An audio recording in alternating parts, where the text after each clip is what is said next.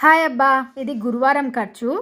నేనేమో రేపు శుక్రవారం కార్తీక పౌర్ణమి ఉంది కదా అనేసి పండ్లు, పూలు తీసుకురావడానికి మార్కెట్‌కి పోయినాము. రూ. 30 పూలు, రూ. 30 అరటి పండ్లు, టెంకాయ ఒకటి రూ. 25, చక్కెరనేమో రూ. 11. ఇంకా కూరగాయలు తీసుకుందాం అట్లే మార్కెట్‌కి వచ్చినాం కదా అనేసి అర్ధ కిలో బీరకాయ రూ. 30 పడింది. చుక్కుడుగాయ అర్ధ కిలో రూ. 20, చోలకాయనేమో రూ. 20 అయింది. మొత్తం కలిపితే రూ. 166 అయిందనమాట. నూనెనేమో తెచ్చిన ప్యాకెట్ మర్చిపోయినా పక్కకు పెట్టేసిన అనమాట. వీడియోలో చూపించలేదు. అది కూడా రూ. 120. మొత్తం కలిపి రూ.